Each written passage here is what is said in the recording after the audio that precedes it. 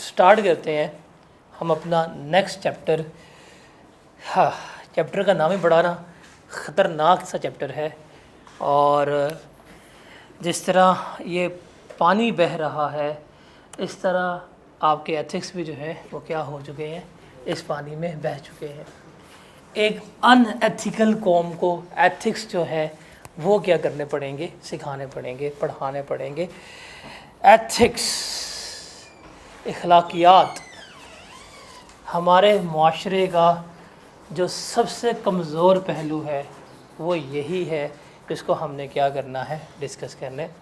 चलिए, अब तो हम बाउंड हैं, हमने तो एथिक्स पढ़ने हैं टेक्स्ट के पर्सपेक्टिव पे, लेकिन हमारी ज़िंदगी में जो सबसे बड़ा एलिमेंट है, जो आपको इंसान बनाता है, जो आपको डिफ्रेंशिएट करता है दूसरे लोगों से, दूसरे स्पीशीज़ से, वो एथिक्स का ही है, इखलाकियात।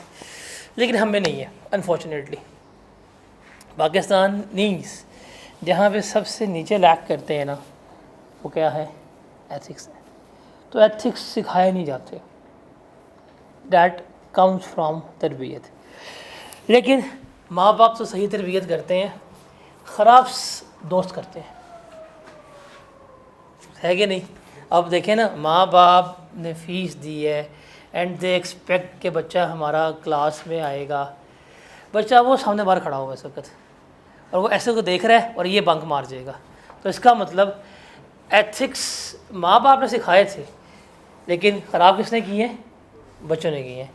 तो एथिक्स के चैप्टर के बारे में डिस्कस करेंगे। और one of the most important chapter भी ये है, नॉट फॉर द आपके ये सिलेबस के लिए, आपकी प्रैक्टिकल लाइफ के लिए बड़ा इम्पॉर्टेंट है। जब आपने कल को अगर सीए बन गए, क्वालिफाई हो गया, कैफ तो पहले हो जाए, सी तो बहुत दूर की बात है, फिर अभी आपका एससीएस भी आता है।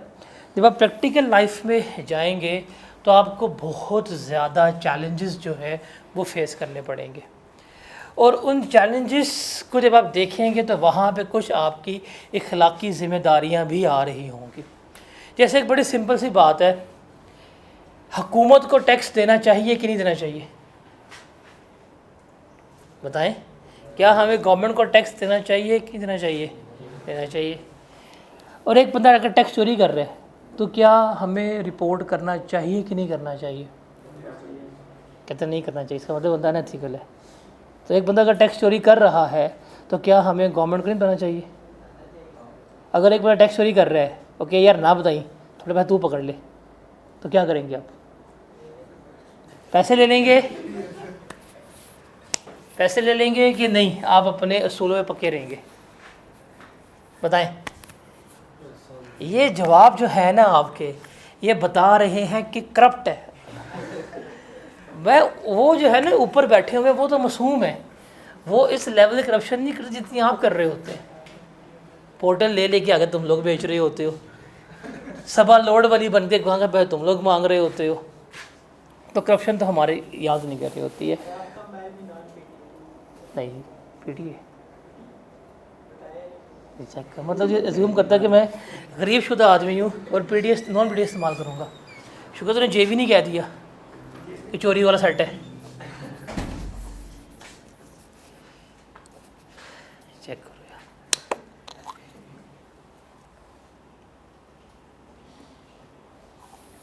तो इसको ज़रा हम सीखते हैं, एथिक्स सीखेंगे यार, इखलाकियात क्या होती हैं वो सीखेंगे। देखिए, हमारे रिलीजन में भी ना जो सबसे बड़ा एलिमेंट है वो इखलाकियात का, सबसे बड़ा एलिमेंट जो है वो इखलाकियात का है। Unfortunately as of now society ने कूल बनने के चक्करों में ना जिस चीज़ को सबसे ज़्यादा सबसे जल्दी फोरगो किया है वो इखलाकियात है। इखलाकियात सबसे पहले फोरगो हुई है। मतलब आज से कुछ अर्सा पहले गाली वॉज अ टैबू, जो गाली देता था उससे लोग नहीं मिलते थे, बात नहीं करते थे, वो आपकी सोसाइटी का सबसे बुरा आदमी समझा जाता था, इवन बॉयज़ में भी। और अब जो गाली नहीं देता वो क्या है, सबसे बुरा आदमी है, उसके साथ बैठना पसंद नहीं करते, है कि नहीं। तो ये इतना बड़ा कल्चरल शॉक लगा है। किस पे कॉम्प्रोमाइज़ किया आपने, अपनी इखलाकियात पे। ये जो कल्चर आया स्टैंड अप कॉमेडियंस का और ये सोशल मीडिया का कल्चर, इस पर गालियाँ इतनी नॉर्मल कर दी गई हैं कि जो गाली नहीं देता कहते भाई तू तो ऑटोटेड है, तो पता ही नहीं है, तो कूल ही नहीं है। आज से पहले सिगरेट बुरा था, स्मोकिंग बहुत बुरी होती थी। अब जो सिगरेट नहीं पीता, जो स्मोक नहीं करता, आप कहते हैं ये हमारे सोसाइटी का पार्ट ही नहीं है। ऐसा है कि नहीं? जो वेप नहीं इस्तेमाल करता वो आपकी सोसाइटी का पार्ट ही नहीं बनता। तो इसका मतलब क्या हुआ कि बिगाड़ तो भाई बहुत सीधा आया हुआ है, और ये बिगाड़ ख़त्म उस वक़्त होगा जब हम सोसाइटी को एजुकेट करेंगे। सोसाइटी एजुकेट हो सकती नहीं है, वो क्लास बंक कर देती है। तो इसलिए ये मसला यहाँ पे रहेगा। तो हम ज़रा आते हैं, हम टैक्स की बात करते हैं, लेकिन एथिक्स को ना कभी इंसान ज़िंदगी में सोचे। अभी तो हम यंगस्टर हैं, अभी ग्रोइंग एज है, अभी हमें किसी चीज़ का पता नहीं है, लेकिन एट द एंड लाइफ तो एक सर्टन है, उसके बाद मुक्की जाना है।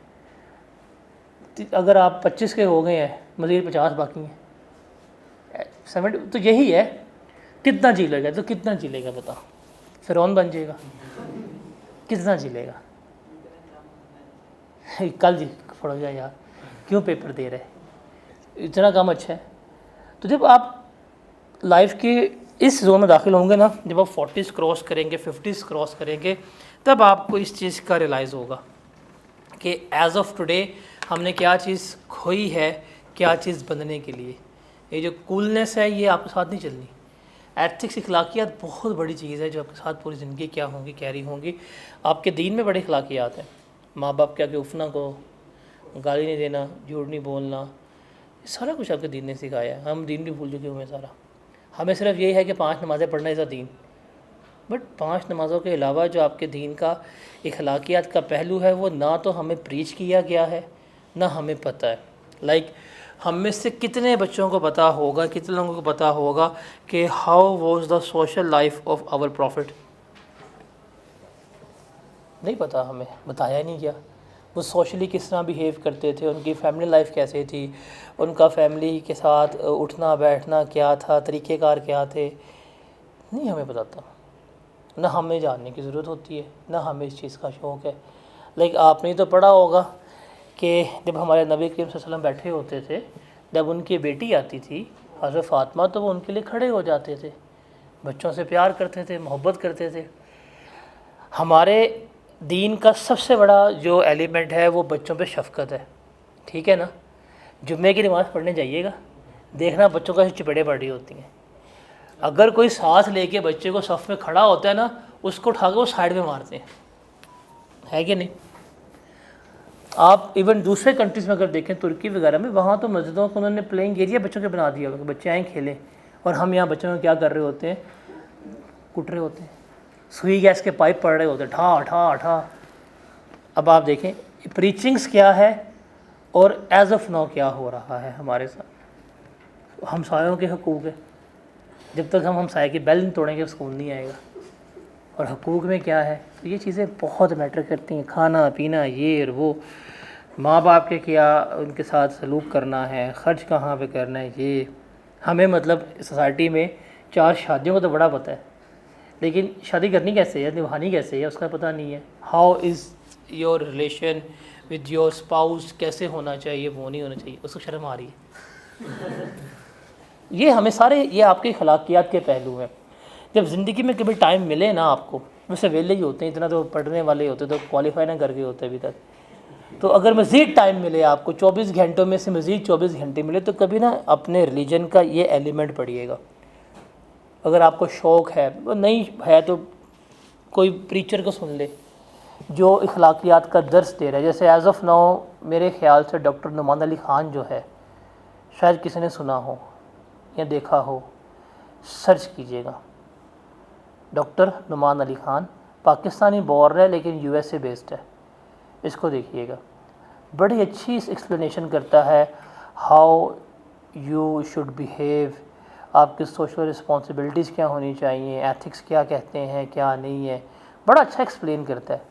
Cultural responsibilities, culture versus religion जो है, बड़ा अच्छा प्रीचर है।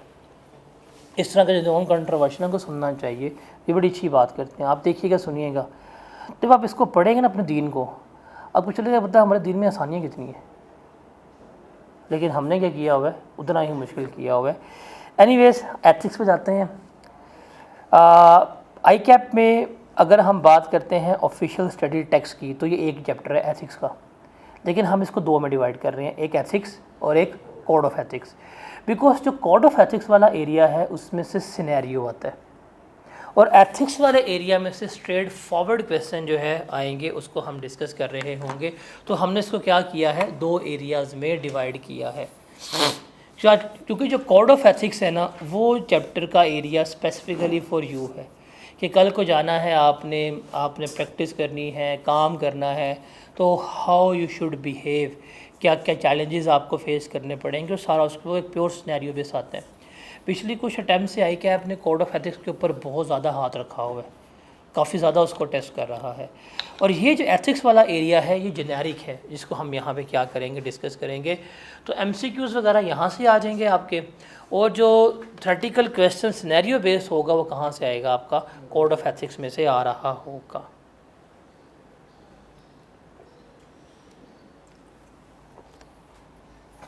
शुरू करते हैं। अब हमारे पास मुख्तलिफ लोग हैं और हमने हर एक की एथिकल रिस्पॉन्सिबिलिटीज़ पढ़नी है। देखिए, एक है हमारे पास लेजिस्लेटर्स, कानून बनाने वाले, उनके लिए भी कुछ एथिकल रिस्पॉन्सिबिलिटीज़ होनी चाहिए। एक है हमारे पास एडमिनिस्ट्रेटर, टैक्स का निज़ाम चलाने वाले, उनके लिए भी कुछ जो है वो क्या होने चाहिए, एथिकल रिस्पॉन्सिबिलिटीज़ होनी चाहिए। एक है हमारे पास प्रैक्टिशनर, जो टैक्स की प्रैक्टिस कर रहे होते हैं, उनके लिए रिस्पॉन्सिबिलिटीज़ होनी चाहिए। और एक है टैक्स पेयर। तो हमारे इस निज़ाम में अगर देखा जाए तो इस निज़ाम में हमारे पास 4 फैक्टर्स हैं। एक है हमारे पास लेजिस्लेटर, कानून साज इदारे, ये कौन से होते हैं आपके, कानून साज इदारे। पाकिस्तान में जो लेजिस्लेटिव बॉडी है वो कौन है, आपकी पार्लियामेंट है। उसके बाद सेकंड कौन सा आता है, दैट इज़ एडमिनिस्ट्रेटर।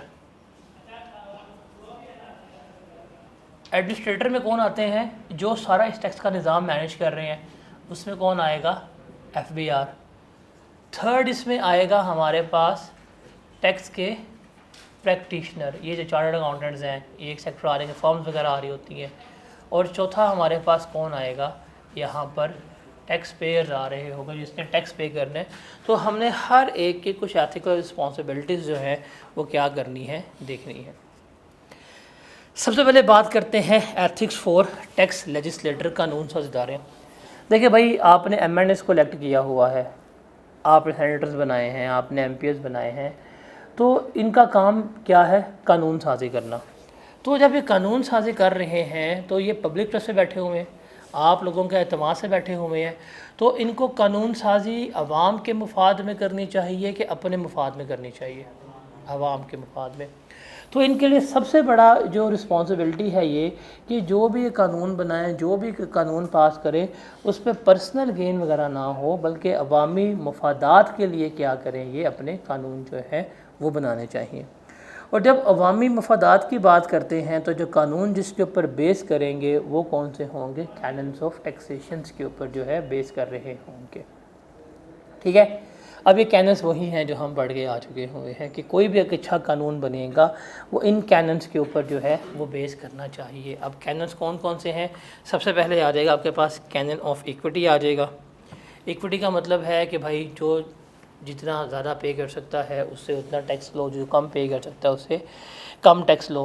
फिर आ जाएगा हमारा कैनन ऑफ सर्टेनिटी कि जो टैक्सेस हैं वो सर्टन होने चाहिए, क्लियर हो, हर एक को पता हो कि वो कितनी अमाउंट पे कर रहा है, कैसे उसकी अमाउंट कैलकुलेट की गई है, उसके बारे में पता होना चाहिए। जो भी आप कानून बना रहे हैं इक्विटी पे बेस हो, सर्टेनिटी के ऊपर जो है बेस हो। कैनन ऑफ कन्वीनियंस होनी चाहिए, इजी टू मेड हो, लोग टैक्स इजीली पे कर सके। कैनन ऑफ इकोनॉमी होनी चाहिए। ये 4 कैनन्स जो हैं हम प्रीवियस चैप्टर में पढ़ के आ चुके हुए थे। ये हमारे बेसिक्स कैनन्स ऑफ टैक्सेशन ही कहला रहे होते हैं। Equality, convenience of payment, economy और सर्टेनिटी जो है ये। इसके अलावा मज़ीद भी कैनन्स ऑफ टैक्सेशन हो सकते हैं, जैसे है कैनन ऑफ प्रोडक्टिविटी। अच्छा, प्रोडक्टिविटी का मतलब क्या? अच्छा, एक बात बताएं, ज़्यादा टैक्सेस अच्छे होते हैं कि कम टैक्सेस अच्छे होते हैं? ज़्यादा टैक्सेस विद स्मॉल रेवेन्यू या ज़्यादा रेवेन्यू विद लो टैक्सेस, ज़्यादा बेहतर कौन सी चीज़ होनी चाहिए? है, ज़्यादा रेवेन्यू। अगर आप एक कंपनी के ऊपर 50-60 टैक्सेस लगा रहे हैं और दूसरा आप एक कंपनी पे 1-2 टैक्स लगा रहे हैं, तो ज़्यादा प्रोडक्टिविटी किससे इफ़ेक्ट होगी? मल्टीपल टैक्सेस से। किससे? मल्टीपल टैक्सेस से होगी। इसलिए कहते हैं टैक्सेस जो हैं वो कम होने चाहिए, जिससे रेवेन्यू जो है वो क्या हो, ज़्यादा कलेक्ट करे हो। बिकॉज़ अगर टैक्सेस ज़्यादा हो जाएंगे तो उनको मैनेज करना, उनको कैलकुलेट करना भी मुश्किल हो जाएगा, और जब वो मुश्किल हो जाएगा तो वो बिज़नेसमैन के लिए भी क्या करेगा, पैनिक जो है वो क्रिएट करेगा। तो जो बिज़नेस की प्रोडक्टिविटी होगी वो उसमें क्या हो रही होगी, ख़त्म हो रही होगी। तो इसलिए less the taxes with more revenue जो है वो क्या होने चाहिए, ज़्यादा अच्छी अप्रोच होनी चाहिए। फिर है जी कैनन ऑफ इलास्टिसिटी, कि इसका मतलब है कि टैक्सेस जो हैं वो इलास्टिक इन नेचर होते हैं, मतलब they can be increase, they can be decrease. अगर गवर्नमेंट की पैसे चाहिए तो गवर्नमेंट टैक्स बढ़ा सकती है, गवर्नमेंट को पैसे कम चाहिए तो गवर्नमेंट टैक्स क्या कर सकती है, कम भी कर सकती है। बेस्ट एग्जांपल पेट्रोल है, चाहिए था पैसा, 198 रुपीज़ टैक्स ले रही है 1 लीटर पेट्रोल के ऊपर। तो पैसे नहीं चाहिए होंगे, ये क्या करेंगे, पीएम साहब आएंगे, बैठेंगे, जी अवाम के दर्द इतना ज़्यादा हुआ कि दिल में तकलीफ़ होगी, इसलिए मैंने पेट्रोल के ऊपर टैक्स जो है 100 रुपया कम कर दिया। तो ये क्या है, कैन ऑफ इलास्टिसिटी की उसमें फ्लेक्सिबिलिटी है, आप उसे क्या कर सकते हैं, आप उसको चेंज कर सकते हैं। उसके बाद है canon of flexibility. Flexible system और इलास्टिसिटी ना दो डिफरेंट चीज़ें। फ्लेक्सिबल का मतलब है कि आप न्यू एरियाज़ को जाके एक्सप्लोर कर सकते हैं। जो इलास्टिसिटी है ना वो बेसिकली गवर्नमेंट की डिमांड के ऊपर है, रेवेन्यू के ऊपर है। पैसा चाहिए ज़्यादा, आप टैक्स ज़्यादा लगा लो, पैसा कम चाहिए, टैक्स कम कर दो, रेट्स कम कर दो। जो फ्लेक्सिबिलिटी है वो डिफरेंट एवेन्यूज़ को क्या कर रही होती है, एक्सप्लोर कर रही होती है, जिस पे आप अपना टैक्स बेस जो है वो क्या कर रहे होते हैं, बढ़ा रहे होते हैं। उसके बाद है कैनन ऑफ सिंप्लिसिटी, कि आपका प्रोसेस जो है नॉन टेक्निकल हो, सिंपल हो, हर आवाम को समझ आ रही हो। कहने की हद तक हमारा टैक्स सिंपल है, पाकिस्तान का tax one of the most complex tax system माना जाता है। उसके बाद है कैनन ऑफ डाइवर्सिटी। डाइवर्सिटी का मतलब क्या होता है, डाइवर्सिफाई करना, मुख्तलिफ ज़राए, मुख्तलिफ सोर्सेज से जाकर टैक्सेस को कलेक्ट करना। एक ही सोर्स पर रहेंगे नुकसानदेह है, तो डाइवर्सिफिकेशन होनी चाहिए, मुख्तलिफ लोगों से, मुख्तलिफ सोर्सेज से, मुख्तलिफ सेक्टर से क्या करना चाहिए, आपको टैक्स जो है वो कलेक्ट करना चाहिए। तो ये आपके पास क्या आ जाएगा, कैनन ऑफ डाइवर्सिटी आ जाएगा। तो ये आपके कुछ कैनन्स ऑफ टैक्सेशन हैं, देखिए आप इनको याद नहीं कर सकते, ना इनको क्राइम करना है, इनको जस्ट रीड कर लें। 4 कैनन्स वही है जो बेसिक्स आपने चैप्टर में पढ़े थे, और कुछ एडिशनल कैनन्स हैं, इनके नाम याद कर लें कौन कौन से आते हैं। एक्सप्लेन जो है वो क्या करेंगे, आप खुद कर लेंगे। अब जो लेजिस्लेटर्स हैं, जो कानून साज़ इदारे हैं, इनके लिए रिस्पॉन्सिबिलिटीज़ यही है कि जब भी कोई कानून बनाएं, जब भी कोई बिल पास करें, तो वो इन कैनन्स ऑफ टैक्सेशन पे क्या करना चाहिए, बेस करना चाहिए। उसके बाद है कैनन्स फॉर टैक्स प्रैक्टिशनर। हम बात कर रहे हैं इसकी क्योंकि ज़रा आसान है। ये हो गया, इसको डिस्कस करते हैं। टैक्स प्रैक्टिशनर जो टैक्स की सर्विसेज दे रहे हैं, कि जी हमसे रिटर्न जमा करवा लो, हम टैक्स मैनेजर हैं जो आपके बिहाफ पे गवर्नमेंट से बात कर रहे होते हैं। ये जो टैक्स प्रैक्टिशनर है ना, इसके लिए आप जो आपके फंडामेंटल प्रिंसिपल्स हैं वो इसे क्या करने होते हैं, फॉलो करने होते हैं। अब फंडामेंटल प्रिंसिपल्स याद करने के लिए याद कर लें IPPCO। हमारे 5 फंडामेंटल प्रिंसिपल्स हैं जो हमने यहाँ पे देखने होते हैं। इन्हीं फंडामेंटल प्रिंसिपल्स के लिए हमने कोड ऑफ एथिक्स भी इंट्रोड्यूस करवाए हैं, बिकॉज़ अगर ये फंडामेंटल प्रिंसिपल्स बाईपास हो जाए तो फिर क्या होता है, नुकसान होता है, जिसके लिए फिर हमने क्या दिया होता है, कोड ऑफ एथिक्स, ज़ाब्ता अखलाक दिया होता है। अब फंडामेंटल प्रिंसिपल्स कौन से हैं, integrity, professional behaviour, professional competence and due care, confidentiality और ऑब्जेक्टिविटी, कि हर जो टैक्स प्रैक्टिशनर है उसको इन 5 फंडामेंटल प्रिंसिपल्स के ऊपर बेस करना चाहिए। सबसे पहले है इंटेग्रिटी। इंटेग्रिटी का मतलब क्या है कि उसको ईमानदारी से, इंटेग्रिटी से क्या करना चाहिए, काम करना चाहिए, कानून की ख़िलाफ़ वर्जी नहीं करनी चाहिए, कानून को क्या करना चाहिए, फॉलो करना चाहिए, स्ट्रेट फॉरवर्ड हो, और अपने तमाम मैटर से अपने क्लाइंट के साथ क्या हो, ऑनेस्ट हो, and including with the state भी क्या होना चाहिए, ऑनेस्ट होना चाहिए। उसके बाद है ऑब्जेक्टिविटी, बामकसद होना चाहिए, कोई फड्डे फुड्डे ना हो, बाइसनेस शो ना करे, कोई कन्फ्लिक्ट ना हो, पर्सनल जजमेंट्स या पर्सनल ग्रजेस ना निकाले कि भाई इन रगड़ा लूँगा, जान के दुश्मनी पाल के अगले बंदे को अंदर करवा दे, तो ये काम नहीं होना चाहिए। फिर है कॉन्फिडेंशियलिटी, कि आपके पास जो क्लाइंट की इन्फॉर्मेशन है आप किसी को नहीं बताएंगे, अनलेस अगर वो आपसे कोर्ट मांगे। अगर अदालत कहे ना कि भाई हमें आके चीज़ें एक्सप्लेन करो, आप अदालत में ही क्या कर सकते हैं, लीगली तौर पर एक्सप्लेन कर सकते हैं। अदरवाइज़ क्लाइंट की आप कोई भी इन्फॉर्मेशन जो है वो डिस्क्लोज़ नहीं कर सकते कि मैंने किसके साथ क्या किया, क्या नहीं किया, किसके कितने एसेट्स थे, किसकी कितनी इनकम थी, किसके कितने घूस एम्प्लॉयज़ थे, एक्सपेंस था नहीं था। You can't disclose that thing. आपके पास जो क्लाइंट का डाटा है वो आपके लिए क्या है, कॉन्फिडेंशियल है। वो राज आपके साथ कहाँ जाएगा, कब्र में जाएगा। तो ये चीज़ आपने इस चीज़ पे रखना होता है। उसके बाद है professionally competent and due care. अब एक प्रैक्टिशनर है, फॉर एग्ज़ाम्पल आप लोग कहते हैं जी हमने टैक्स प्रैक्टिशनर बनना है और आपका 2026 में टैक्स का पेपर पास हो जाता है। आपने 2026 में टैक्स पढ़ा और आप जाके प्रैक्टिस स्टार्ट करते हैं 2028 में। आपके पास नॉलेज तो 26 की थी, 28 के लिए क्या आपने अपनी नॉलेज अपग्रेड की? अगर नहीं करेंगे, उस वक्त के क्या रूल्स हैं, क्या रेगुलेशंस क्या हैं, क्या अपडेट्स हैं, क्या नहीं है, अगर आप नहीं करेंगे तो इसका मतलब आप प्रोफेशनली कॉम्पिटेंट नहीं कहलाएंगे। प्रोफेशनली कॉम्पिटेंट वो होता है बंदा कि जिसके पास अपडेटेड प्रोफेशनल नॉलेज हो, कॉम्पिटेंट बंदा हो। कौन बंदा हो? कॉम्पिटेंट बंदा हो। जैसे फॉर एग्ज़ाम्पल आप एक डॉक्टर के पास जाते हैं और वो फिजियो है, उसने कभी आज तक कोई टांका चिरा कुछ नहीं लगाया और आपको ही पता उसने नहीं लगाया, आप उसे के साथ टांके लगा दें, क्योंकि हम वो कहे जी मैं आपको टांके लगाता हूँ, टांके लगवाएंगे? आप कहेंगे मैं एन जी मर जाऊँगा, तेरे टांके लगवाने क्यों? बिकॉज वो बंदा प्रोफेशनली कॉम्पिटेंट नहीं है। सिमिलरली जो सर्जन्स होते हैं उनके पास काम क्या आता है? चीड़ फाड़ करना। वो फिजियो नहीं कर सकते, वो आपको मेडिसिन से ट्रीट नहीं कर सकते। तो जैसे फॉर एग्जांपल हार्ट का फिजियो अलग होगा, जो सर्जन है वो अलग होगा। जो सर्जन है वो स्टंट डाल सकता है, बाईपास कर सकता है, वो सारा कुछ कर सकता है, लेकिन वो दवाइयों से इलाज नहीं कर सकता। जो दवाइयों से इलाज कर सकता है वो फिजियो है। वो बंदा जो है वो क्या करेगा? वो सर्जरी नहीं कर सकता। तो इसका मतलब जो सर्जन है ही इज़ जो फिजियो है ही is not professionally competent to do surgery. ऐसे ही है ना? तो same applies with the account आपके प्रैक्टिशनर कि प्रोफेशनली कॉम्पिटेंट होने चाहिए। अब प्रोफेशनल कॉम्पिटेंस कैसे आती है? आपको तमाम लॉस का पता हो, रेगुलेशंस का पता हो, अपडेट्स का पता हो, आपकी नॉलेज क्या होनी चाहिए, अपडेटेड होनी चाहिए। जैसे आपको मैं कोई एग्जांपल देता हूँ, अभी आप लोग CR पढ़ेंगे या अभी आप लोग FR1 पढ़ रहे होंगे, अभी आप IS1 पढ़ेंगे, फाइनल अकाउंट्स जो बना रहे होते हैं। अगले साल से ये ख़त्म हो जाएगा, IFRS 18 आ जाएगा, ठीक है? तो आपने तो ये पढ़ा है, फिर तो आपका स्टैंडर्ड चेंज हो जाएगा। तो जिस बंदे को वो नया स्टैंडर्ड आता होगा वही बंदा क्या होगा? प्रोफेशनली कॉम्पिटेंट होगा। आप लोग तो कॉम्पिटेंट नहीं होंगे। तो प्रोफेशनल कॉम्पिटेंस कैसे आती है? आपके बाय द क्या कहते हैं, नॉलेज को अपग्रेड रखने के लिए आती है। इसलिए जो प्रोफेशनल बॉडीज़ हैं इनके CPDs और होते हैं, कैरियर प्रोफेशनल डेवलपमेंट्स के। आप आएँ हमारे पास कोर्स करें, बैठें सुने हमारी बातें, हम आपको और देंगे कितने घंटे आपने ट्रेनिंग पे लगाएं ताकि आप क्या हो रहे हैं, प्रोफेशनली कॉम्पिटेंट जो है वो हो रहे हैं। उसके बाद है प्रोफेशनल बिहेवियर कि आपको प्रोफेशनल बिहेवियर जो है वो आप करना चाहिए। किसी के साथ आपको कोई ग्रजेस या फटे फुटे नहीं करने चाहिए। अगर आप नून लीक के हैं और आपका क्लाइंट जो है PT आएगा तो प्रोफेशनली रहना है। ये नहीं है कि पता PT बंदा ने अंदर करा दो, ऐसा नहीं करना। तो प्रोफेशनली आपने क्या करना है, लेके चलना है। तो ये 5 आपके पास फंडामेंटल प्रिंसिपल्स होते हैं, डैट इज़ IPPCO। इन्हें एक दफ़ा पढ़ लें, फिर आगे चलते हैं। हम आगे बात करते हैं टैक्स एडमिनिस्ट्रेटर्स की।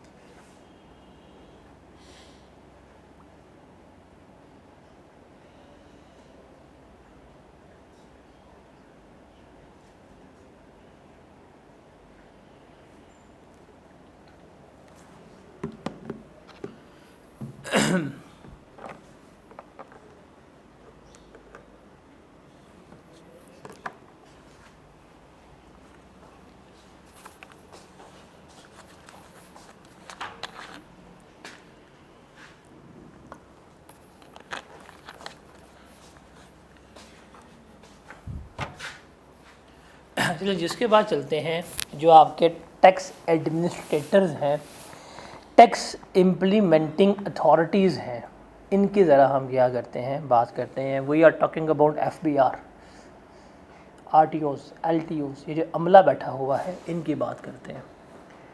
अब FBR जो है बेसिकली ये हमारी मेन एडमिनिस्ट्रेटिव अथॉरिटी है, जो अंडर द लॉ क्या कर रही है, टैक्स जो है कलेक्ट कर रही है। तो सबसे ज़्यादा पावर जो है वो FBR के पास है। FBR ने टैक्स कलेक्ट करना है, FBR ने टैक्स कलेक्ट करके गवर्नमेंट को देना है, तो विद अ ग्रेटर रिस्पॉन्सिबिलिटी इनकी जो है वो हमारे माशरे में है। अब FBR के पास, उसके स्टाफ के पास ये पावर्स हैं। पावर्स कौन कौन सी हैं? Power to collect revenue, power to change the method of accounting, power to make assessment of tax, power to attach bank accounts, power to seize property. ये सारी पावर्स हैं जो FBR के पास है। तो with greater power comes greater responsibility. अब ये जिनके पास पावर्स हैं, अगर ये इनका नाजायज़ इस्तेमाल करें, ये अच्छा खासा बिज़नेस तबाह कर सकते हैं, अच्छे खासे बंदे को अंदर कर सकते हैं। तो जहाँ पे इतनी पावर्स दी गई हैं, तो वहाँ पे इनकी रिस्पॉन्सिबिलिटीज़ जो हैं वो भी बड़ी इंपॉर्टेंट है। तो इनके लिए एथिकल रिस्पॉन्सिबिलिटीज़ का होना बहुत इंपॉर्टेंट है। बिकॉज अगर ये अपनी इस पावर्स का नाजायज़ इस्तेमाल करें, मिसयूज़ करें, तो क्या कुछ हो सकता है। लोग अपनी प्रॉपर्टी से हाथ धो सकते हैं, अपनी इनकम से हाथ धो सकते हैं, उनको कैद हो सकती है। बताया ना आपको, सारे पहुँच गए, तो भाई क्यों चोरी की थी। तो ये सारा कुछ जो है वो होता है कि अगर आप अपनी पावर्स को क्या करेंगे, अब्यूज़ करेंगे, which is against the fundamental human rights in Pakistan. तो जैसे एग्जांपल है कि mister Zahid is running a textile unit and tax amounting to ₹5 million is assessed against him. His bank account is 10 million, और उसको एक अपना एक्सपोर्ट ऑर्डर जो है फुलफ़िल भी करना है। उसके अकाउंट पैसे भी कितने पड़े हैं? 10 मिलियन, और टैक्स नोटिस भी कितना आया है? 5 मिलियन का। और अगर यहाँ पे आ जाए FBR, नहीं हमें 5 मिलियन हर हालत में दो, ऐसी की तैसी, तो क्या ये अपना ऑर्डर फुलफ़िल कर पाएगा? तो इसका कारोबार क्या हो जाएगा? ख़त्म हो जाएगा। तो अगर इस तरह के सिनेरियोज़ हों, तो FBR को क्या करना पड़ेगा, यहाँ पे बहुत एक्टफुली जो है वो रिस्पॉन्ड करना पड़ेगा। तो अब अपनी पावर्स का इस्तेमाल करेंगे, लेकिन अंधाधुंध ताकत का इस्तेमाल नहीं करेंगे। हमारे माशरे का अलमिया यही है, जिसके हाथ में डंडा आ जाता है वो हर एक को बचाता है पकड़ के, किसी को छोड़ता नहीं है। जिसके पास पावर है ना, वो अपनी उस पावर में फ़िरौन है। साफ़ और सीधी बात, आप लोग बैठे हुए हैं, आप लोग फ्यूचर के फ़िरौन बन जाएंगे। जिस बंदे के पास जितनी पावर होगी, वो उस हैसियत में उतना फ़िरौन बनेगा, ये डेफिनेट है। तो उस पावर को ना इस्तेमाल बड़ा आपने ध्यान से करना होता है। जस्ट टेक एन एग्जांपल, आप मैनेजर बन जाते हैं, अभी आप आर्टिकल्स करेंगे जाके, आपको ऊपर से गालियाँ पढ़नी है, कल को मैनेजर बनना है, तो आपने किसके लेना बदला? लेंगे ना बदला, पावर आएगी। जब आपके पास पावर्स होंगी तो फिर क्या करेंगे आप? ऑफिस बॉय को पका करेंगे, जो जूनियर्स होंगे उनको तंग करेंगे, ऐसा है कि नहीं? थोड़े से और अगर बड़े हो जाएंगे, मैनेजर बन जाएंगे, तो और पावर आ जाएगी। अगर पार्टनर बनेंगे तो क्या होगी? और पावर्स। तो जितनी पावर्स आपके पास आती जाएंगी, उतना ही क्या होता जाएगा, आपकी नेचर भी अब्यूसिव होती जाएगी। आप उतना ज़्यादा लोगों को एक्सप्लॉइट करेंगे, उतना ज़्यादा लोगों का इस्तेहसाल करेंगे, और आप बड़े करेंगे। देखिए जी, हम तो ऐसे ही हैं, हमारे गर्दे में सरिया है। इस तरह के लोग ना फिर वो बनते हैं, मुकाम में इबरत बनते हैं, क्योंकि ये सरिया तो फ़िरौन के पास भी था। ये जो सरिया था, that was also in the फ़िरौन, आज तक आपके सामने। ये जो सरिया था, ये जो पावर थी, ये सरिया तो उसके पास भी था, इबलीस के पास भी था। अगर आप देखा जाए तो इबलीस ने क्या गुनाह किया था? अगर आप पढ़ते हैं, गुरूर है ना कि मैं सबसे बेहतर हूँ, तो यही पावर है। पावर आ गई कोई मैं बेहतर हूँ, सारे मेरे से कमतर हैं। गुरूर उसने किया था, हालांकि वो भी नमाजी था, परहेजगार था, उस्ताद था, पढ़ाता था, फरिश्तों का टीचर था, सारा कुछ था।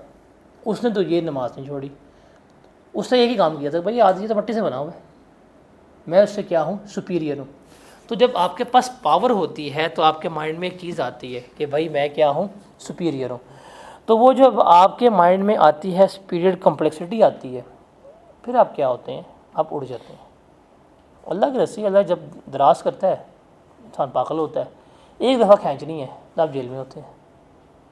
तो दैट इज़ द फैक्ट। तो इसलिए FBI के पास भी बड़ी पावर्स है। तो FBI में निके निके फ़िरौन बैठे होंगे, तो उन फ़िरौनों को क्या करना है, कंट्रोल भी हमने करना है। तो उसके लिए हम क्या देखेंगे कि इनके एथिक्स हैं जो क्या करने हैं, फॉलो करने पड़ेंगे। तो जो टैक्स एडमिनिस्ट्रेशन है, जो पूरा FBI का निज़ाम है, वो इन कुछ पिलर्स के ऊपर क्या करेगा, बेस कर रहा होगा। बिकॉज अगर ये अपनी पावर्स का मिसयूज़ करेंगे तो नुकसान होगा, आवाम का नुकसान होगा। तो इनके पावर से मिसयूज़ बचाने के लिए हमारे पास कुछ पिलर्स ऑफ टैक्स एडमिनिस्ट्रेशन है। वो कौन कौन से हैं? जैसा पहला फेयरनेस। ये फेयरनेस वो नहीं है फेयर एंड लवली क्रीम वाली या फायज़ा ब्यूटी क्रीम वाली, वो वाली फेयरनेस नहीं है। ये फेयरनेस का मतलब है कि टैक्स अथॉरिटीज़ जो हैं वो फेयर हों, न्यूट्रल हों। हालांकि हमारी आवाम को कहते हैं कि न्यूट्रल जानवर होता है, लेकिन अगर ये न्यूट्रल ना हो ना तो आपकी ज़िंदगी जानवर वाली बन जाएगी। तो इनको क्या होना पड़ेगा, न्यूट्रल होना पड़ेगा। तो जब न्यूट्रल होते हैं तभी सही फैसले होते हैं। इम्पार्शल होने चाहिए जब आप लॉ को एडमिनिस्ट्रेशन कर रहे हैं।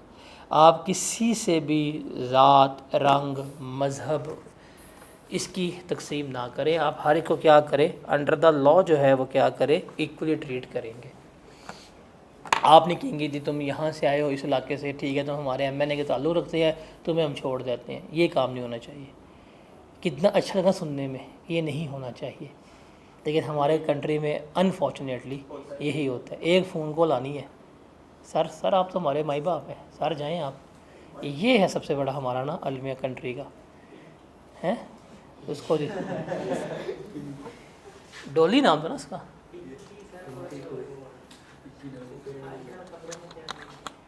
ये तो कितना वेला आदमी है। उसके बाद ट्रांसपेरेंसी, कि जो आपके टैक्स की प्रोसीडिंग्स है, निज़ाम है, वो क्या होना चाहिए, ट्रांसपेरेंट होना चाहिए। वो कहते हैं ना, इंसाफ होना भी चाहिए और इंसाफ होता दिखना भी चाहिए। तो सेम मोज़ है कि निज़ाम क्या होना चाहिए आपका, ट्रांसपेरेंट, और निज़ाम के तमाम प्रोसीडिंग्स जो है वो भी क्या होनी चाहिए, ट्रांसपेरेंट होनी चाहिए। उसके बाद है अकाउंटेबिलिटी। अकाउंटेबिलिटी, एहतसाब होना चाहिए। ये तो हमारे कंट्री में है नहीं। करप्शन नहीं होनी चाहिए, नेपोटिज़म नहीं होनी चाहिए, मैल एडमिनिस्ट्रेशन नहीं होनी चाहिए। कितना अच्छा है ना। इस वक्त हमारे जो जितने भी सरकारी इदारे हैं, उन सरकारी इदारों में जो सबसे बड़ा जो अलमी है ना वो यही है। ये तीनों बातें हैं। अब पता क्या हो गया, अब हम इनको बुरा भी नहीं मानते, हम इसमें बड़ा प्राउड फील करते हैं। लेकिन ये सबसे बड़ा नासूर है, कैंसर है, जिसने सोसाइटी को तबाह की है। Corruption, nepotism and maladministration. अब कहते हैं जी करप्शन क्या है। फॉर एग्ज़ाम्पल एक बंदा जो है वो FBI में काम करता है और वो क्या कहते हैं, इंस्पेक्टर लेवल का। अब वो जाता है और जाके छापा मारता है। ये मैं एग्जांपल कह रहा हूँ, बट ये कहानी बिल्कुल रियल है। मैं ऐसा कोई नाम नहीं लूँगा जहाँ से आप हल्का सा पहुँच जाए, बट बिल्कुल रियल है। छापा मारता है, जाके पकड़ लेते हैं, सेल्स टैक्स की चोरी पकड़ी जाती है। अब उसने सेल्स टैक्स की चोरी पकड़ी, that was more than 25 million की थी, एक महीने की, नोट साल की। अब 25 मिलियन प्लस की चोरी पकड़ी है, तो उसका क्या करना चाहिए था, रिपोर्ट करना चाहिए था, है ना, कि जी मैंने आपकी टैक्स चोरी पकड़ी है, इसके बनाए केस, इससे फ़ाइन लें, इससे सरचार्ज वगैरह लें। उसने क्या किया, उसने कहा एक काम करते हैं, हम केस आपका आगे फॉरवर्ड करते हैं, हम चाहते हैं कि आपके लिए तो पैसे ज़्यादा मुश्किल है, तो एक काम क्यों ना कर रहे हैं, हम आपका केस आगे लेके जाएंगे। आगे भी मेरी सबसे बात हो गई हुई है, जहाँ केस चलना है, जो ट्राइब्यूनल सारा कुछ है। तो आपका उधर एक प्लॉट है फलाने XYZ जगह पे। मैंने कहा हाँ, तो ये आप प्लॉट अगर उनको तोहफे में दे दें, और आपके पास ये वाली एक घड़ी है, ये मुझे तोहफे में दे दें, और एक गाड़ी जो है अगर आप वो भी दे ही दें, तो अगर आप देखें तो ये सारा कुछ तो आपका तकरीबन 9 मिलियन में तो ख़त्म हो जाएगा ना। उन्होंने कहा हाँ, तो कहाँ पे 25 मिलियन प्लस, कहाँ पे 9 मिलियन। वो वैसे भी चूँकि हमने आपको बताया है तो हम तो आपसे गिफ्ट ले रहे हैं, ठीक है। अब क्या ये करप्शन है कि नहीं? एक करप्शन है, बहुत बड़ी करप्शन है, ये इतनी बड़ी करप्शन है। लेकिन अब पता क्या होता है, इस पे वो कहते हैं आके, देखिए जी हम तो अब जब काम करते हैं तो हम जब काम करेंगे तो हम फ़ी चार्ज नहीं करते, हम फ़ी के बदले में एसेट्स ले लेते हैं। करप्शन है। एक बंदा आपको क्यों एसेट दे रहा है? वो आपको दे रहा है, वो आपके रैंक को, जो आपके साथ ओहदा मुंसलिक है उसको दे रहा है। आपको याद होगा, बचपन में पढ़ते भी आएंगे, हज़रत उमर का दौर था ना मेरे ख्याल से, यहाँ हमारे नबी सल्लल्लाहु अलैहि वसल्लम दौर था कि उन्होंने जो गवर्नर अपॉइंट किए थे, मुझे कन्फ्यूजन हो रही किसका दौर था, हज़रत उमर का था कि गवर्नर अपॉइंट किए थे तो उनको लोगों ने तोहफे दिए थे। हज़रत उमर का दौर था, मुझे ये दौर को मुझे इवेंट याद है कि तोहफे दिए थे गवर्नर को, तो बाद उन्होंने गवर्नर को रिमूव भी कर दिया था इस चीज़ पे कि वो तोहफे तुम्हें क्यों दे रहे हैं, वो तोहफे तुम्हें इसलिए दे रहे हैं बिकॉज तुम गवर्नर हो, अगर तुम गवर्नर ना हो तो तुम्हें तोहफे ना मिलते। तो एट दैट टाइम दुनिया में कंसेप्ट आया था कि जो गिफ्ट्स दिए जाते हैं ये इलीगल है, इट इज़ करप्ट है। लेकिन अब हम इतने ईजी हो गए हैं, हम कहते हैं देखिए जी हम तो अब काम कर देंगे, हम एफ में जाके बैठ जाते हैं, हम जाके नैप में बैठ जाते हैं, हम जाके इस तरह में बैठ जाएंगे, आप काम कर देंगे, आपको सर्विसेज दे देंगे, लेकिन पैसे भी लेंगे, थोड़े से पैसे देना आप, हम 1 लाख की फ़ीस ले लेंगे, लेकिन वो आपसे एक प्लॉट ले लेंगे, आपसे एक गाड़ी ले लेंगे, आपसे वो घड़ी ले लेंगे। सर जो इस तरह की चीज़ें आप ले रहे हैं ये क्या है? करप्शन है। फिर बाप बैठा हुआ है इदारे में, पिछले 20 साल से 25 साल से बैठा हुआ चला रहा है, अब क्या करेगा वो? उसकी कोशिश होगी कि भाई मैं जाऊं, मेरा बेटा आके बैठे। ये नेपोटिज़म है ना, ये ऑन मेरिट होती नहीं है। अगर ऑन मेरिट हो, अगर कभी भी आपके कंट्री की हायरिंग जो है वो अगर ऑन मेरिट हो रही हो, आपका निज़ाम क्यों ठीक होगा? मेरिट पे ऐसे ऐसे हीरे होंगे जो कॉम्पिटेंट भी होंगे, कैपेबल भी होंगे कि अगर वो इस सीट के ऊपर आकर बैठें वो निज़ाम को बड़ा सच लाएंगे। लेकिन नहीं, हमें कौन सा चाहिए? ये बबलू जो होगा बेटा नल्ला भी होगा, बेरोज़गार भी होगा, काम से कुछ आता नहीं होगा, लेकिन बाप क्या करेगा? सेटलमेंट्स करके कुछ इसको पैसे दिए, कुछ इसको पैसे दिए, और अपने ही रिटायरमेंट से पहले अपने बेटे को वहाँ पे क्या कर लिया, एडजस्ट कर लिया। तो बाप तो हरामखोर हुआ, बेटा क्या होगा? फिर डबल हरामखोरी कर रहा होगा। ये नेपोटिज़म है, ये भी यहाँ पे आती है। अब आप देखें आपकी खुद पर्सनल लाइफ में कितनी एग्जांपल्स होंगी कि ये नेपोटिज़म की वजह से कितने जो ब्राइट स्टूडेंट्स हैं, जो कैंडिडेट्स हैं, वो रह गए हैं। आपके खुद आपके यार दोस्त में, आपके फैमिली सर्कल्स में, आपके मोहल्लों में होते होंगे कि एक लड़का बड़ी मेहनत करता हो, बड़ा कॉम्पिटेंट हो, लेकिन जब वो हायरिंग हुई है वहाँ पे जी फलाने के बेटा के बैठ गया। एक बच्चा जिसने 2 अटैम्प्ट में कैफ की है, उसको फॉर्म नहीं मिलती, और एक लड़का जिसने 12 अटैम्प्ट में कैफ किया हुआ है वो जाके बैठा होता है, क्योंकि जी वो पार्टनर का जो है अपना साला, उसका दोस्त का बेटा था जिसको जगह मिल गई है यहाँ पे। तो क्या होगा? इसका मतलब जो कॉम्पिटेंट लड़का था उसकी कॉम्पिटिशन से काम नहीं आई। तो ये सबसे बड़ी प्रॉब्लम है, प्राइवेट पब्लिक हर जगह पे है। उसके बाद है मेल एडमिनिस्ट्रेशन। हम कहते हैं कि बंदा ईमानदार भी हो तो ये काम ना भी आता हो चल जाएगा, ऐसा नहीं होता सर। ये जो है ना इनकम्पिटेंसी, ये भी बहुत बड़ा नसूरा में लेकर डूब जाती है। इनकम्पिटेंट बंदा कभी भी आपका निज़ाम सही नहीं चला सकता, बिकॉज वो चीज़ एडमिनिस्ट्रेटर ही सही नहीं कर सकेगा। आपने ट्रैवल करना है लाहौर से इस्लामाबाद, बस पे जाना है, और ड्राइवर फर्स्ट टाइम बस चला रहा है, जाओगे? आपने कहना है मैं वॉक कर लूँगा, मैं 10 दिन में पहुँच जाऊँगा, मैं बस से नहीं आना। क्यों सर? बंदा तो ईमानदार था, बंदा नया ईमानदार खूबसूरत है, शलवार कमीज़ पहनी हुई है, लेकिन उसको बस से चलानी आती थी, वो सीख रहा था। क्यों? रिस्क है ना कि एक आया कलर का हार बस नीचे, और दूसरा बंदा जिसको चलानी आती थोड़े वो पंगे बीच में कर लेते हैं, लेकिन उसके पास है करेंगे आप जाएंगे। तो ये चीज़ बड़ी डिपेंड करती है कि मेल एडमिनिस्ट्रेशन जो है, जो इनकॉम्पिटेंसी से आती है, ये भी निज़ाम है। आप अपने सिस्टम में ये बस चीज़ें ख़त्म कर दें, ये अगर चीज़ें सिस्टम में ख़त्म हो जाएं, सिस्टम बेहतर कैसे ख़त्म होगी? प्राइम मिनिस्टर जो है उसकी कोशिश होती है कि उसकी बेटी सीएम बने, एक प्राइम मिनिस्टर का कोशिश होगी कि मेरा बेटा सीएम बने। जो सदर है उसकी क्या प्रैक्टिस है? मेरा बेटा सीएम बने, पीएम बने, ठीक है। एक ने करी बुजदार को बना देते हैं। अब बुजदार ने किया क्या था हमारे साथ, आपको सबसे पता है? बहुत ही गरीब ख़ानदान का था, इतना गरीब ख़ानदान से जाते हुए अपने ख़ानदान अमीर कर गया, पूरा सूबा गरीब कर गया। तो ये हर जगह ऊपर से लेके नीचे तक है। अब एक जो लाहौर वेस्ट मैनेजमेंट कंपनी, वहाँ पे अगर एक स्वीपर काम कर रहा है ना, अगर वो रिटायर होने वाला होगा, उसकी भी कोशिश होगी कि मेरी जगह मेरे बेटे का मिले। अगर पीएम की ये ख्वाहिश है तो एक बिल्कुल बेसिक लेवल के वर्कर की भी क्या होगी, ये ख्वाहिश होगी। तो ये है नेपोटिज्म, ये जड़ है बुराइयों की पाकिस्तान में सबसे बड़ी है। आप देखें ना, गोरा इतना तरक्की क्यों कर गया, डेवलप क्यों कर गया, वहाँ नेपोटिज्म नहीं है। सबसे बड़ी आपको एग्जांपल दूँ कि पाकिस्तान का स्ट्रक्चरल डिफरेंस वर्सेस वेस्ट का, वेस्ट क्यों इतना अच्छा चाहे और हम क्यों तबाह बर्बाद हैं नेपोटिज्म को बेस करते हुए। एप्पल किसने बनाई थी?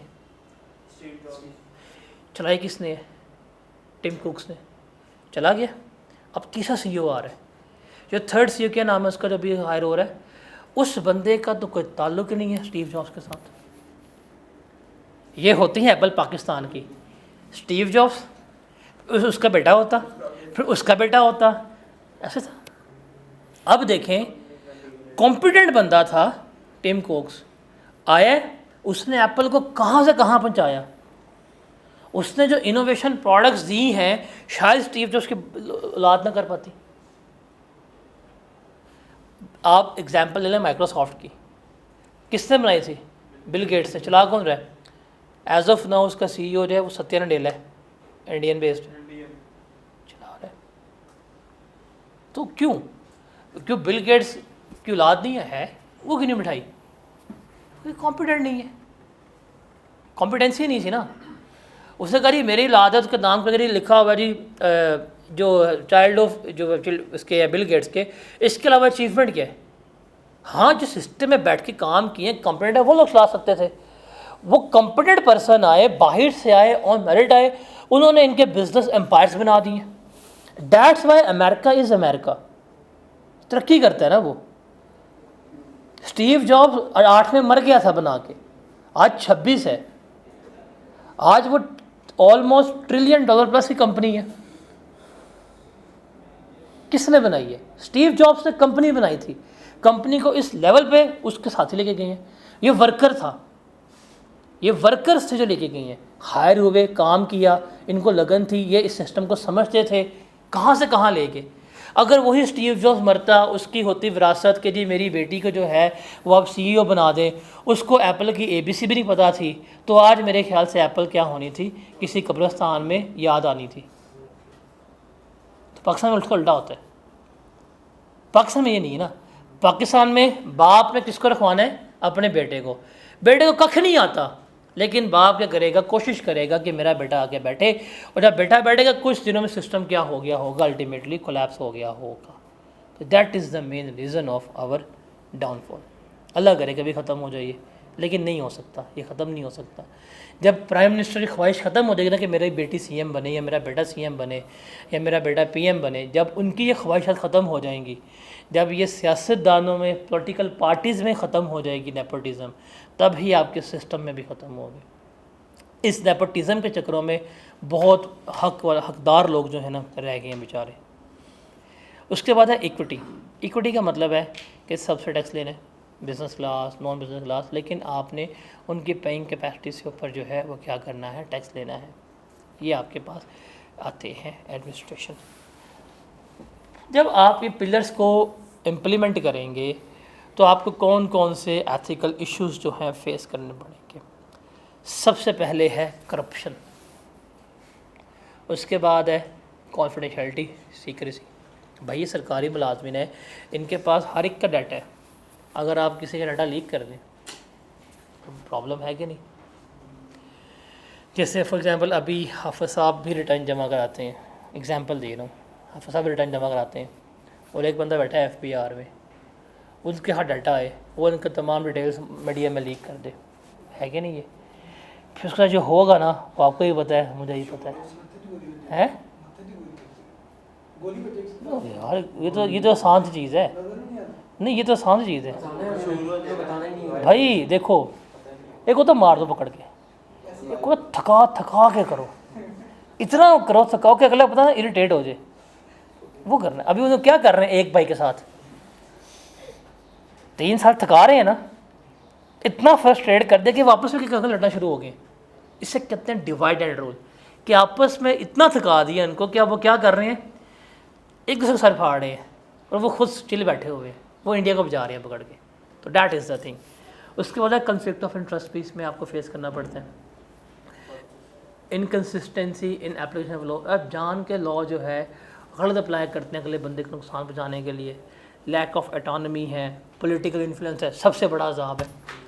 MN की कॉल आ गई, MPA की कॉल आ गई, उसके बाद एक्सेप्टेंस ऑफ गिफ्ट।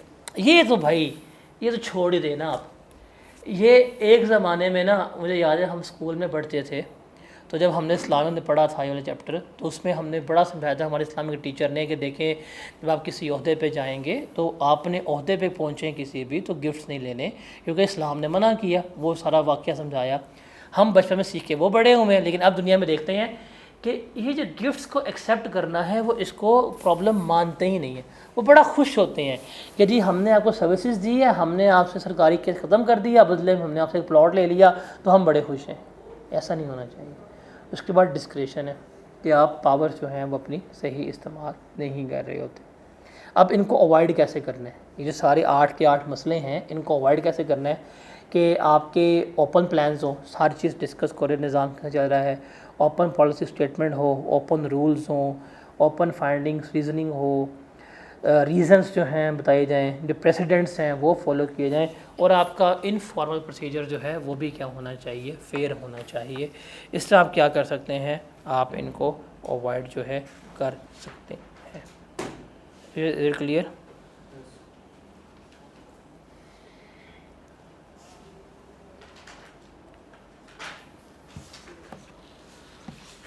उसके बाद है टैक्स इम्प्लीमेंटिंग अथॉरिटीज़ की रिस्पॉन्सिबिलिटीज़ क्या हैं। सबसे पहले they must be try to be impartial, fair हो, न्यूट्रल हो, लॉ को सही तरह से एडमिनिस्ट्रेट करें, किसी रेस में, किसी सेक्ट में, किसी रिलीजन के ऊपर ये आपको जज ना करें। जितने भी स्टेक होल्डर हैं उनको सबको क्वालिटी सर्विसेज जो हैं वो प्रोवाइड करें, लॉ को कम्प्लीटली फॉलो करें, किसी को अनवांटेड टैक्स एग्जेम्पशन, किसी को अनवांटेड क्रेडिट्स जो हैं वो ना दें। जो टैक्स कलेक्ट करने के मेजर्स हैं उनको इफेक्टिवली लेके चलें, टाइमली बेसिस पे लेके चलें, गवर्नमेंट के इंटरेस्ट के लिए काम करें, कम से कम खर्चा हो और टैक्स कलेक्शन जो है वो क्या करें, ज़्यादा करें, रिफंड्स जो हैं वो टाइमली बेसिस पे करें, ऑनेस्टी शो करें, इंटेग्रिटी माशरे में गेन करें ताकि लोगों का निज़ाम के ऊपर इत्मीनान भी बढ़े। जैसे आप सबको पता है कि जितने मर्जी पुलिस काम कर लें, हम सबको पता है ये चोर ही पुलिस है, तो पुलिस की इंटेग्रिटी के ऊपर सवाल अवाम पे है, अवाम का इत्मीनान नहीं है। हाँ, मोटरवे पुलिस, आपके कंट्री में 2 पुलिस हैं, एक ये है एक मोटरवे है। आपको पता है मोटरवे पुलिस जो है ना वो करप्ट नहीं होती, उस पर अवाम इत्मीनान करते हैं, उनकी एक इंटेग्रिटी मेंटेन्ड है अपने काम से। तो आपने भी बेहतर काम करना है, ईमानदार रहना है, अपनी इंटेग्रिटी को मेंटेन करना है ताकि अवाम का एतमाद रहे। Avoid participation in political activity, किसी भी सियासी निज़ाम की एक्टिविटीज़ में पार्टिसिपेट नहीं करना, बिकॉज पॉलिटिकल पार्टीज़ आती हैं चली जाती हैं, आपकी जॉब रहती है। अगर आप किसी ने पॉलिटिकल पार्टी की मोहब्बत में ज़रा गिरफ़्तार हो जाएं, उनको एक्टिवली सपोर्ट करना शुरू कर दें, तो मुखालिफ आएंगे, आप जाएंगे, तो ये फिर पंगा जो है पड़ता रहेगा। फिर टैक्स पेयर्स को उनके राइट्स के बारे में गाइड करना, उनकी ऑब्लिगेशंस के बारे में राइड करना कि क्या क्या लॉ की कंप्लायंस हैं उसको देखना, टैक्स पेयर की जितनी इन्फॉर्मेशन है उनकी कॉन्फिडेंशियलिटी को मेंटेन करना, और गिफ्ट्स वगैरह किसी काम करने के, किसी काम ना करने के रिसीव ना करना। These are the responsibilities of the tax implementing authorities. ठीक है, इन्हें एक दफ़ा पढ़ लें, सबसे लंबा है ये इस चैप्टर में।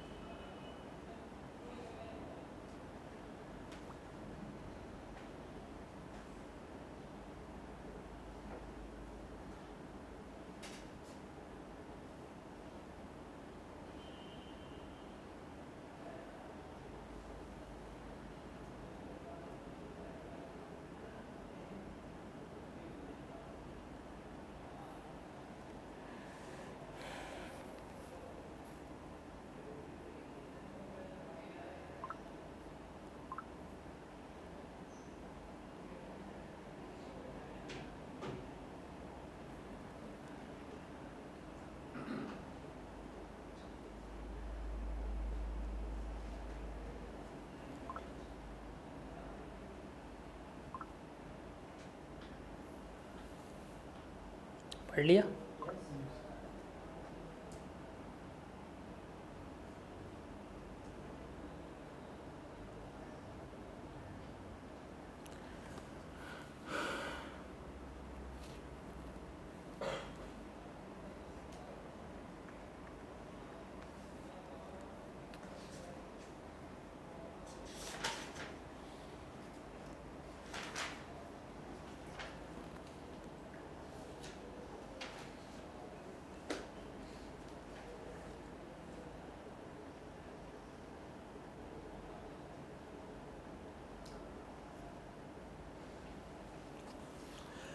उसके बाद है एथिक्स फॉर टैक्स पेयर। हमारी बात हो रही है कि जो टैक्स पेयर्स हैं ये मोरालिटी, क्योंकि इखलाकी फ़र्ज़ तो है टैक्स देना, तो किन बिलीव्स के ऊपर जो है चल रहे होते हैं कि आपने टैक्स जो है वो पे करना है। तो भाई बड़ी सिंपल सी बात है, देयर आर 3 अप्रोचेस जिसके ज़रिए हम कायल करते हैं टैक्स पेयर को। एक है वर्चुअल एथिक्स, दूसरी है डियोंटोलॉजी, और तीसरी है दैट इज़ यूटिलिटेरियन अप्रोच। ये जो है आपकी पहली वाली अप्रोच जिसका कहते हैं यूटिलिटेरियन अप्रोच।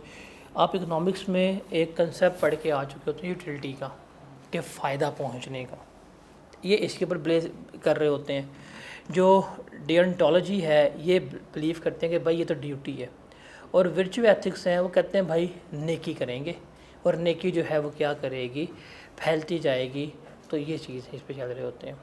अब जो पहले वाले हैं यूटिलिटेरियन वाले, ये बिलीव करते हैं कि हम टैक्सेस पे करेंगे, गवर्नमेंट को पैसे मिलेंगे, गवर्नमेंट पैसे खर्च करेगी, आवाम को सहूलियत मिलेंगी, आवाम को सहूलियत मिलेगी, आवाम उनको इंजॉय करेगी। जब इंजॉय करेगी तो माशरे में हैप्पीनेस का लेवल, सेटिस्फेक्शन का लेवल जो है वो बढ़ेगा। साफ़ सीधी बात है, और ऐसा होता कि नहीं है? गवर्नमेंट नया रोड बनाती है या नया फ्लाईओवर बनाती है, आवाम खुश होती कि नहीं होती? तो कहते हैं भाई अगर हमारा पैसा इस पे लग रहा है तो हमें क्या करना चाहिए, पैसा जो है वो क्या करना चाहिए, पे करना चाहिए। कि हम टैक्स पे करेंगे, मज़ीद गवर्नमेंट गुड्स बनाएगी, मज़ीद गवर्नमेंट जो है सर्विसेज को अवेलेबल करेगी, मज़ीद माशरे में क्या होगी, खुशहाली जो है वो आएगी। सो डैट्स वाई हमें ये करना चाहिए। जो वर्चुअल एथिक्स वाले हैं वो कहते हैं हम टैक्स पे करेंगे, वो टैक्स गवर्नमेंट लगाएगी, तो उससे लोगों की ज़िंदगियाँ जो है वो क्या होगी, बेहतर होगी। तो और अपना टैलेंट जो है वो क्या करेंगे, बेहतर तरीके से यूटिलाइज़ करेंगे। साफ ही बात है, आप टैक्स देते हो, गवर्नमेंट स्कूल बना देती है। जब स्कूल बनाती है तो गरीब बच्चे आते हैं, पढ़ते हैं, तालीम लेते हैं, तो उनको बेनिफिट नहीं होता। तो नेकी है कि नहीं है? टैक्स आपका और आपकी ही नेकी जो है सारी क्या हुई है, फैल रही होती है। उसके बाद जब आप ये काम करेंगे तो गवर्नमेंट आपको लॉ की सिचुएशन अच्छी करेगी, अच्छी पुलिस करेगी, निज़ाम करेगी। अब अच्छी पुलिस होगी, फ़ायदा भी आपका है। अच्छा हेल्थ केयर होगा, फ़ायदा भी आपका है। अच्छी एजुकेशन होगी, फ़ायदा भी आपका है। अच्छे रोड्स होंगे, फ़ायदा भी आपका है। तो ये सारा कुछ है, इसलिए हम वो कहते हैं टैक्स पे करो। उसके अलावा जब आप टैक्स पे करेंगे तो गवर्नमेंट जो है वो किस पे लगाएगी, गरीबों पे लगाएगी। ये इनकम सपोर्ट प्रोग्राम हो गया, एहसास प्रोग्राम हो गया, सेहत कार्ड वगैरह हो गया। जब ये लगेगी माशरे में तकसीम होगा तो बेरोज़गारी कम होगी, माशरे में क्या आएगी, खुशियाँ जो है वो आएगी। जो डियोंटोलॉजी वाले हैं ना वो कहते हैं भाई ये एहसान नहीं है, ये कोई नेकी नहीं है, ये गवर्नमेंट का फ़र्ज़ है। हम पैसे देंगे, गवर्नमेंट ने क्या करना है, इसके ऊपर जो है वो लगाना ही लगाना है। ये 3 अप्रोचेस इसमें आ रही होती हैं। इसको सिंपल इतना याद करना है, इसे रीड करना है, इसमें क्रैमिंग वाला कोई चीज़ नहीं है। उसके बाद है tax avoidance and tax evasion. Evasion चोरी होती है, अवॉइडेंस जो है वो है टैक्स मैनेज करना। एवेजन इलीगल है, फ्रॉड है, आप कानून की खिलाफ वर्जी करते हैं, अनफेयर मीन्स इस्तेमाल करते हैं, कम टैक्स देते हैं, ये सारा कुछ आता है। एवेजन में क्या होती है, गलत रिटर्न जमा करवाना, अपने अकाउंट डिक्लेयर ना करना, अपने एक्सपेंसेस को डिक्लेयर कर देना, गलत एक्सपेंसेस को घूस एक्सपेंसेस बना देना, ये सारी एवेजन है। Evasion is crime, evasion is crime. चाहे वो डियोंटोलॉजी है, चाहे वो वर्चुअल एथिक्स है, चाहे वो यूटिलिटेरियन वाले अप्रोच है, इन तीनों अप्रोचेस में एवेजन तो क्राइम है, एवेजन क्राइम है, सॉरी हाँ एवेजन क्राइम है। अब अवॉइडेंस की बात करते हैं। अवॉइडेंस जो है वो क्या है, टैक्सेस को इस्तेमाल करते हुए आपने टैक्स कम पे करने। जैसे फॉर एग्जांपल एक बंदा आता है मेरे पास, जी मेरे पास प्रॉपर्टी मैं बेचना चाहता हूँ लेकिन मैं टैक्स नहीं पे करना चाहता। मैं कहूँगा यार तुम 6 साल रख के प्रॉपर्टी बेचो, तुम्हारा कोई टैक्स नहीं है, टैक्स मैनेज किया ना मैंने, लेकिन लीगली मैनेज किया है। तो लीगली जो आपके लेकोनाज हैं, जो लूप होल्स हैं सिस्टम के, उनको इस्तेमाल करते हुए अपना टैक्स कम पे करना, इसको हम क्या कहते हैं? एवेजन कहते हैं। क्या कहते हैं? एवेजन। बेसिकली क्या है? ये टैक्स प्लानिंग होती है। ये क्या होती है? आपकी टैक्स प्लानिंग होती है कि आप प्लान कर रहे हैं कि टैक्स किस तरह पे करना है। एक बंदा कहता है यार मेरे टैक्स पर इतना बन रहा है, मैं चाहता हूँ टैक्स में थोड़ी मेरी कमी हो जाए। मैं कहूँगा जाकर डोनेशन करो, तुम डोनेशन करोगे तुम्हें रिबेट मिलेगा, तुम्हें रिबेट मिलेगा, तुम्हारा टैक्स क्या हो जाएगा? कम हो जाएगा। तो ये आपकी क्या कहलाती है? टैक्स अवॉइडेंस कहलाती है। डिओन्टोलॉजी वाले कहते हैं भाई कोई अवॉइडेंस नहीं होनी चाहिए, जो है पे करना है वो पे करना ही है। विर्चुअस एथिक्स वाले कहते हैं आप टैक्स कम पे करोगे तो ज़ाहिर सी बात है गवर्नमेंट भी टैक्स कम लगाएगी, तो आवाम की इतनी भलाई नहीं होगी। और जो पहले वाले यूटिलिटेरियन वो कहते हैं यार अगर हम टैक्स को अवॉइड करते हैं, हम टैक्स मैनेज करते हैं, लेकिन अगर उससे हमारा फ़ायदा हो रहा है और हम वो कहीं और स्पेंड करते हैं तो हमको अवॉइड कर देना चाहिए। तो ये 3 चीज़ें आपने क्या रखनी है, इसमें लेकर चलनी होती है। ठीक है, गॉट इट। इसके साथ हमारा ये चैप्टर एथिक्स वाला जो है वो ख़त्म होता है। अगर आप इसके चैप्टर्स की बात करें कि इसमें सवाल कौन कौन से आए हैं, अभी कोड ऑफ एथिक्स बाद में करेंगे। पहला है जी briefly explain the ethical responsibility of tax implement authorities. उसके बाद है briefly describe any 3 main canons of taxation. वो क्लास वाला list any 6 ethical issues which may be faced by tax administration while discharging their duties. फिर list any 7 responsibility of tax administrator आया हुआ है। फिर briefly describe the pillars of tax administration which are meant to safeguard the interest of tax payer and wise use of powers of tax administration. देखें इसमें mostly सवाल कौन सा है? टैक्स एडमिनिस्ट्रेटर का आ रहा है। पिलर्स क्या हैं, सेफगार्ड्स कौन से हैं, वो इस्तेमाल करने हैं। फिर टैक्स एवेजन, टैक्स अवॉइडेंस क्या होती है वो बताना है। 6 एथिकल ड्यूटीज़ जो टैक्स एडमिनिस्ट्रेटर फेस करेंगे, करप्शन, गिफ्ट वगैरह, उसके बारे में बताना है। अगला सवाल है 7 रिस्पॉन्सिबिलिटी ऑफ टैक्स एडमिनिस्ट्रेटर और 6 एथिकल इशू। तो भाई छठा सवाल है, एक ही चीज़ है, टैक्स एडमिनिस्ट्रेटर। तो इस चैप्टर में सबसे इंपॉर्टेंट चीज़ क्या है? Tax administrator. इसको अच्छी तरह जो है वो क्या करना है, आपने पढ़ना है।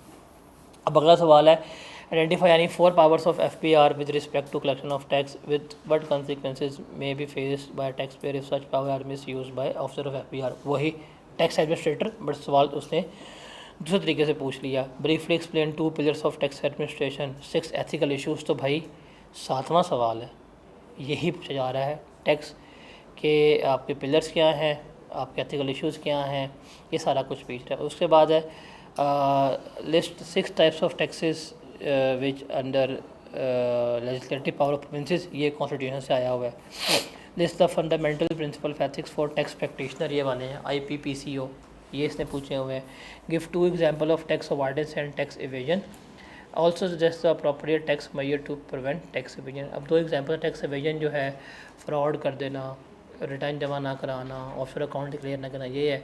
टैक्स अवॉइडेंस क्या है कि आपने सिस्टम को यूज़ किया, 6 साल के बाद प्रॉपर्टी को डिस्पोज कर दिया, पेमेंट बैंक के ज़रिए कर दी, ये इसमें आ रही होती है।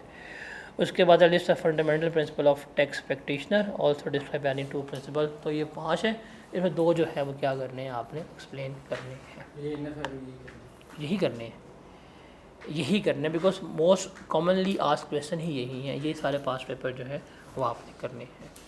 इसके साथ हमारा एथिक्स जो है वो क्या होता है, ख़त्म होता है।